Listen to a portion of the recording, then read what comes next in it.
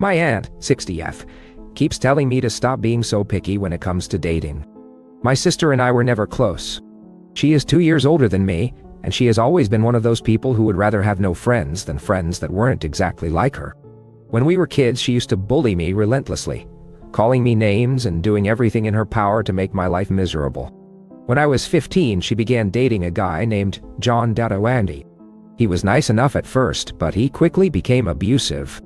He would get angry if I didn't do what he wanted me to do, or if I made him wait too long for something. My sister knew he wasn't good enough for me, and yet she stuck with him because she thought he was handsome. I eventually cut off all contact with her and John because I couldn't take his abuse anymore.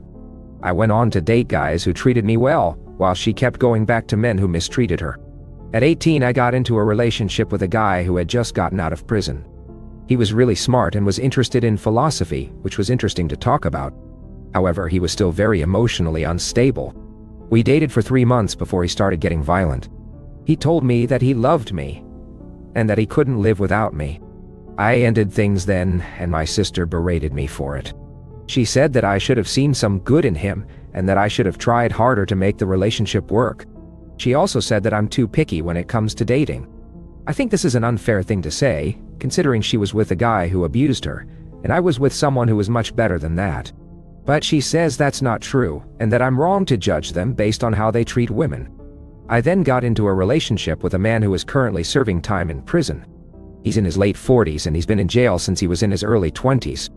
He's been diagnosed with bipolar disorder, and I know he isn't fully in control of himself. My sister thinks that I'm wasting my time with him, especially since he's not even able to be physically intimate with me. She says that I deserve someone who can love me properly, but I feel bad leaving him alone in there by himself. I try to visit him whenever I can, and I send him letters and care packages. I know it's not healthy to be with someone who is incarcerated, but I don't want to leave him behind. The thing is, my sister doesn't understand why I'd stay in a relationship with someone who is so obviously broken. She thinks that I need to start looking for someone who treats me well, but she doesn't see the value in staying loyal to someone who genuinely cares for me. I think that she's wrong to tell me to stop seeing this guy, and that she needs to accept that sometimes relationships aren't perfect.